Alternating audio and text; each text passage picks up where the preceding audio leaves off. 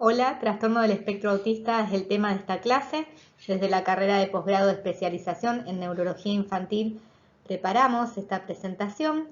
Anaí Luque y quien les habla, Luciana Arancibia, somos las responsables de este tema. Vamos a compartir contenidos referentes a concepto, datos epidemiológicos, etiología y bases biológicas, clínica y diagnóstico. Los objetivos para esta presentación son describir aspectos epidemiológicos y etiológicos, reconocer las características clínicas del trastorno del espectro autista, TEA, y abordar el diagnóstico conjunto. Conceptualmente, el trastorno del espectro autista es un trastorno del desarrollo neurológico que se caracteriza por deficiencias en la comunicación e interacción social y patrones restrictivos y repetitivos de comportamiento. Los síntomas se presentan en la infancia y persisten en la adolescencia y adultez.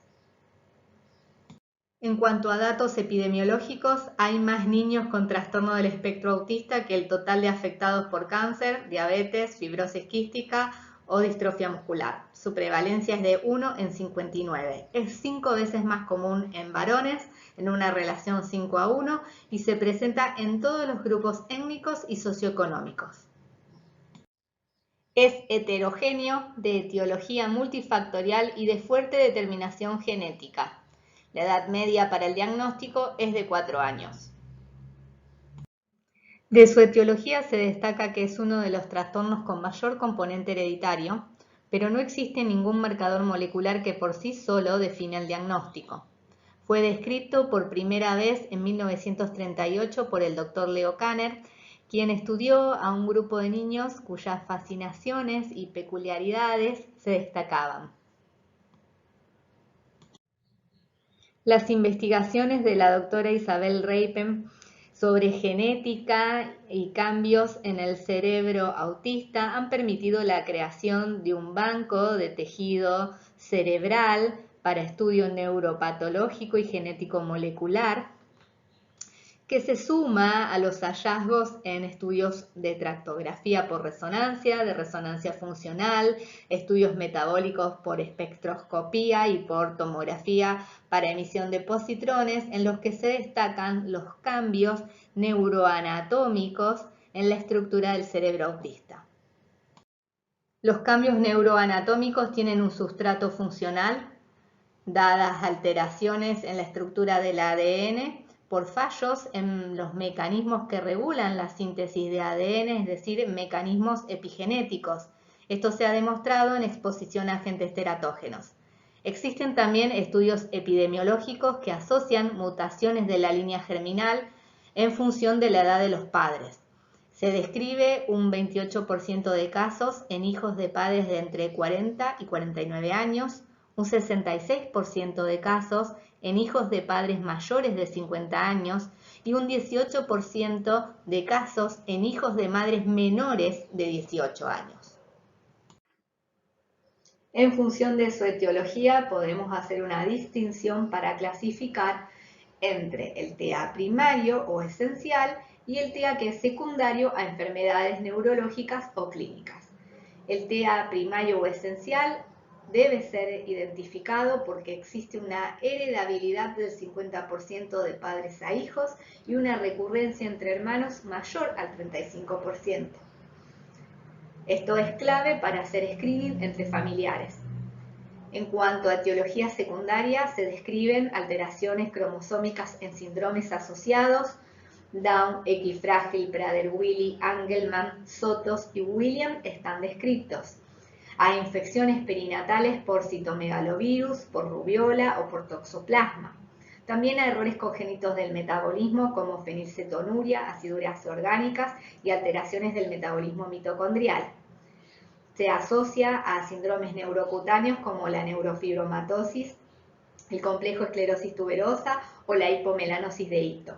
Y encefalopatías epilépticas como el síndrome de West, la encefalopatía mioclónica temprana. También se describe asociado al síndrome de Lennox-Gastaut y al Landau-Kleffner. Y a otras entidades como el síndrome de alcoholismo fetal, las distrofias neuromusculares o el síndrome de Moebius. Es muy importante hacer referencia a que no existe evidencia de asociación causal entre TEA de etiología secundaria a la inmunización con vacuna triple viral y a algunos de sus componentes, ya sea mercurio o timerosal. La expresión clínica del trastorno del espectro autista varía de acuerdo a la etapa del ciclo vital que atraviesa el niño y con la intervención de servicios compensatorios. Los síntomas están presentes en las primeras fases del desarrollo. Pueden no manifestarse completamente hasta que la demanda social supera las capacidades individuales o estar enmascaradas por estrategias aprendidas. En los primeros 12 meses existen indicadores tempranos, patrones motores atípicos, retraso en la adquisición de pautas madurativas a nivel del lenguaje y del área personal social. En etapa de jardín maternal y preescolar, dificultad en la integración con pares y trastornos de la comunicación. En etapa escolar, problemas en el aprendizaje de conducta y en integrarse al grupo de pares. Y en la adolescencia los problemas se traducen tanto en el ámbito académico como en el ámbito social, sumado a comorbilidades asociadas al trastorno del espectro autista. La expresión clínica difiere en función de las comorbilidades asociadas. Sabemos que el genoma se modifica por las experiencias, esto define el funcionamiento de las redes neuronales y su expresión en determinadas características conductuales a través de un fenotipo. Los trastornos del lenguaje, el déficit intelectual, el trastorno por déficit de atención con hiperactividad, epilepsia, problemas motores, trastornos de hábitos regulatorios, otros trastornos de conducta de índole mental y enfermedades sistémicas modifican la forma en que el paciente se presenta con problemas en la comunicación y reciprocidad socioemocional y en su conducta con patrones repetitivos y restrictivos del comportamiento. Actualmente, y en base a la quinta edición del Manual Diagnóstico y Estadístico de Trastornos Mentales, DSM-5, se incluyen bajo la denominación de trastorno del espectro autista a múltiples entidades. Trastorno autista, trastorno generalizado del desarrollo, síndrome de Asperger. Las manifestaciones clínicas provocan un deterioro funcional en los dominios social, académico y práctico que afectan al individuo de una manera desproporcionada en función de lo que se espera para su edad. La heterogeneidad en la expresión clínica impone el análisis de la conducta, aplicando estos criterios diagnósticos. El TEA presenta dos grandes núcleos de expresión clínica: las deficiencias en la comunicación e interacción social y los patrones restrictivos y repetitivos del comportamiento. Las deficiencias en la comunicación e interacción social se manifiestan por problemas en la reciprocidad socioemocional, problemas en conductas comunicativas no verbales y problemas en el desarrollo, mantenimiento y comprensión de las relaciones. Los problemas en la reciprocidad socioemocional se manifiestan con acercamiento social anormal. Son pacientes que tienen una sonrisa social ausente o que no responden a su nombre cuando se los llama. Hay un fracaso en la conversación, en seguir los temas y en respetar los turnos. Solo hablan de temas que son de su interés. También hay disminución de interés en emociones y en afectos compartidos. En el juego hay juego solitario, impiden que se acerquen otros niños a compartir la interacción u otros adultos que quieran participar del juego.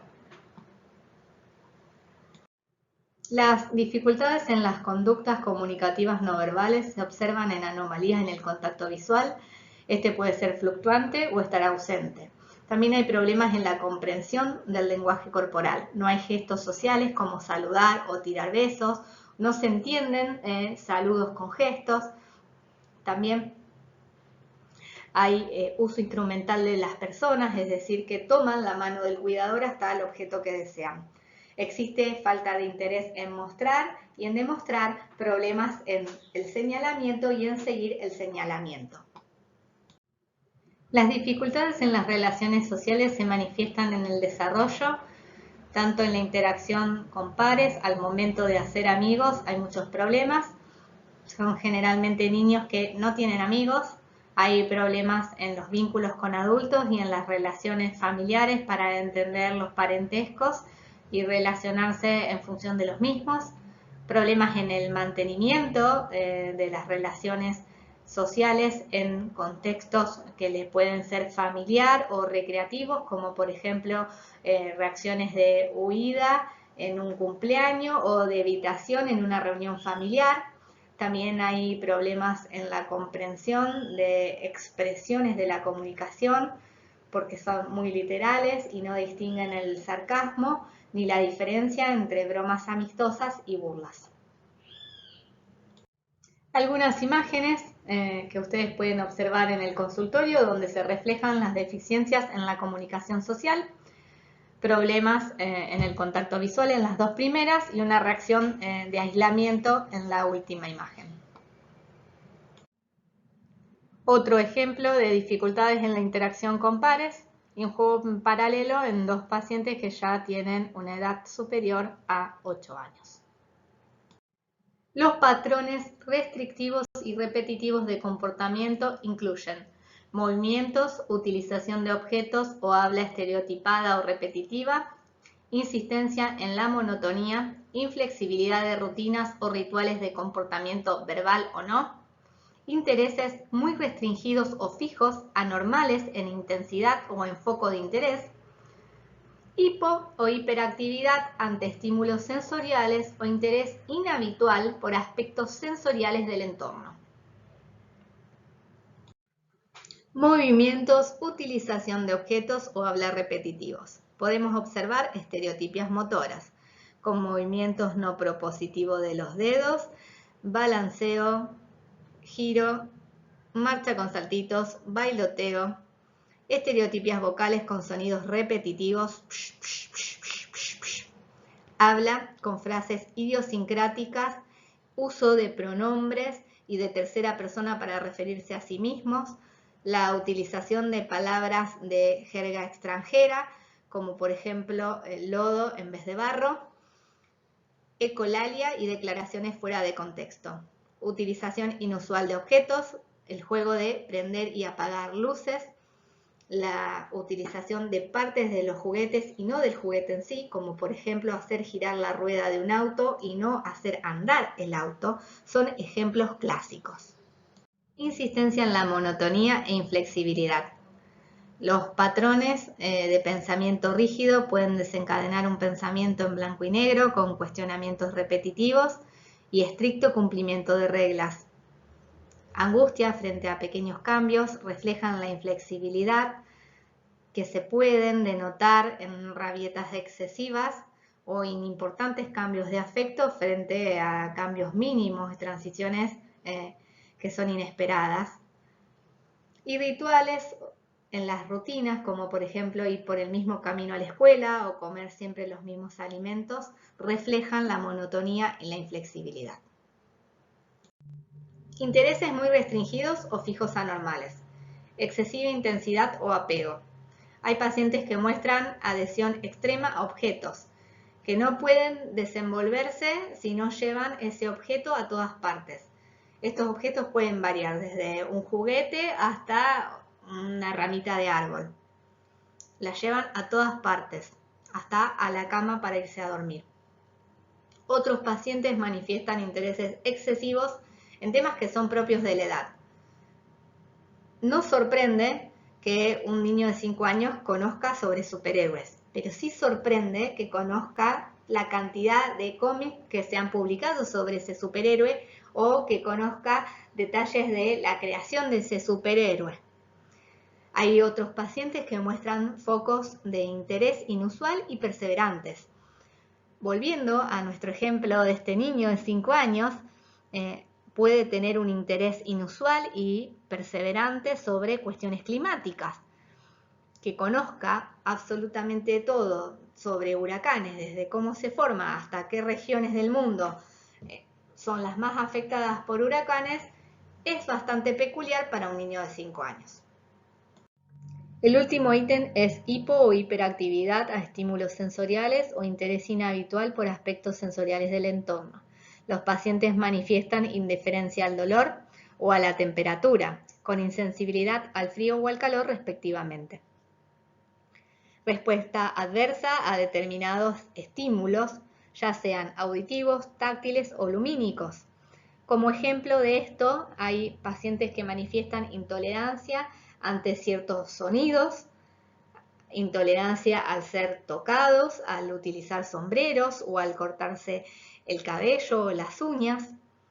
Hay otros pacientes que presentan conductas de búsqueda sensorial propioceptiva y lo manifiestan con comportamientos visuales inusuales como mirar objetos desde ángulo o sujetándolos desde muy cerca e inclinando la cabeza. Imágenes de pacientes que muestran patrones restrictivos y repetitivos de comportamiento. Ambos tienen interés por las partes de los juguetes y no por el juguete en sí. En función de la necesidad de soporte, podemos distinguir niveles de severidad en el trastorno del espectro autista. En el nivel 1, el paciente requiere soporte. En el nivel 2, requiere de soporte sustancial. Y en el nivel 3, requiere de soporte muy sustancial.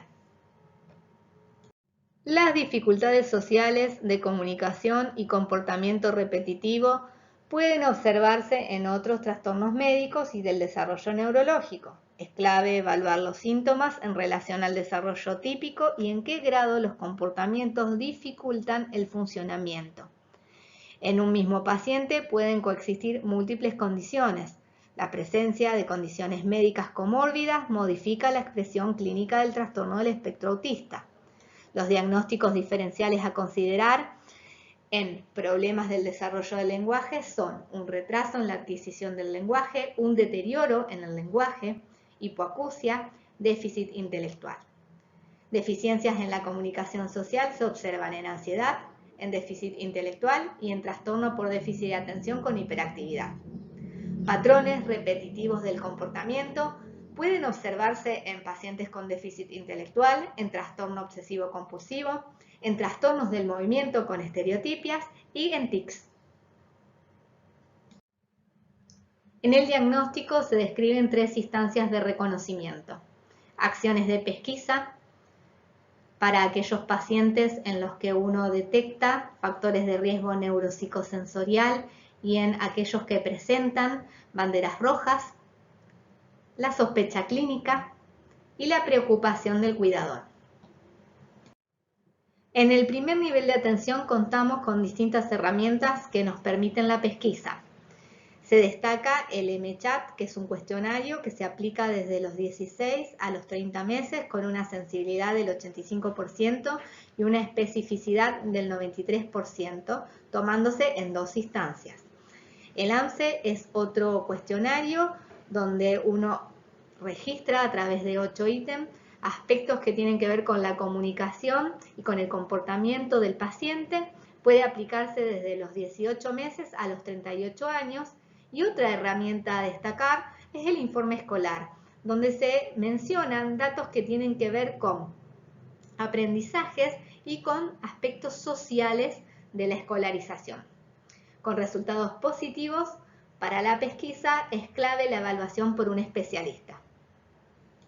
La definición diagnóstica implica la evaluación por un especialista en neurología infantil o un pediatra del desarrollo e implica el trabajo interdisciplinario de psicología, psicopedagogía y fonoaudiología, con evaluaciones estandarizadas de la cognición, la función adaptativa y las habilidades del habla y del lenguaje, y eventualmente la realización del test de A22. Este test tiene una sensibilidad del 94% y una especificidad del 81%. En el abordaje diagnóstico, la orientación de exámenes complementarios es de valoración individual. Se describe la realización de potenciales evocados auditivos de tronco para tamizaje de hipoacusia, la pesquisa de tóxicos ambientales como el plomo y la realización de otros análisis bioquímicos en pacientes con marcada selectividad alimentaria.